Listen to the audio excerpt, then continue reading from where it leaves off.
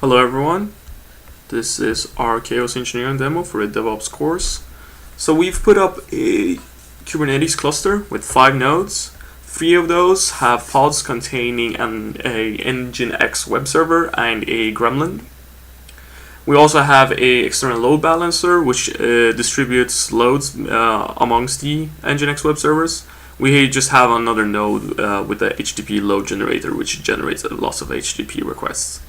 Additionally, there is a time series database called Prometheus, which scrapes the web servers for metrics, which are then displayed or gathered by Grafana, which is our last node, and we display some metrics here.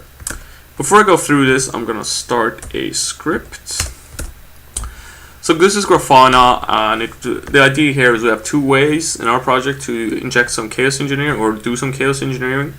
We inject some HTTP errors, or we inject a file which makes the Nginx a node in the Nginx server just send error status codes.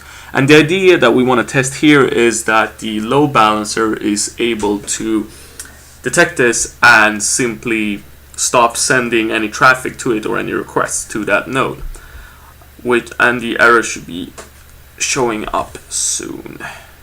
Yes, there we go.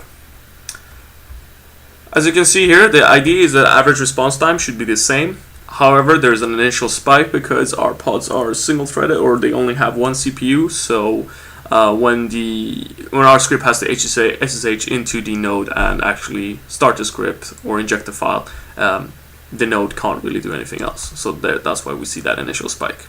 But we'll soon see that it remains the same. Meanwhile, that's going on. We have another way to create a CPU, to create some chaos engineering, which is Gremlin's CPU attack, which just creates a resource exhaustion attack on our Nginx nodes. And the idea again here is to see that there is no difference in average response time despite the spike in CPU.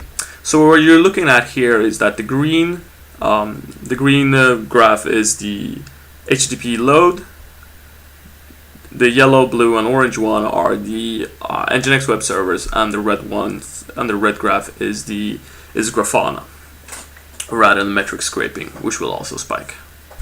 But as we can see here, we have more errors, and we can see here that now that the SSH has SSH back out, we see that despite the errors, the average response time is the same. And here, just in time, the spike in chaos done by Gremlin. And that is essentially it. An essential point we can see here is that this is our chaos cluster. This is the load balancer, and we can also see that once we start injecting, we'll have some deteriorating health among the nodes, as you can see here. And an issue here is that because of the way the load balancer in DigitalOcean works, the health of all nodes goes down. We're not really sure why that happens. It's only supposed to happen on the 3 Nginx web servers, but as we can see, the response time is still the same. That is it.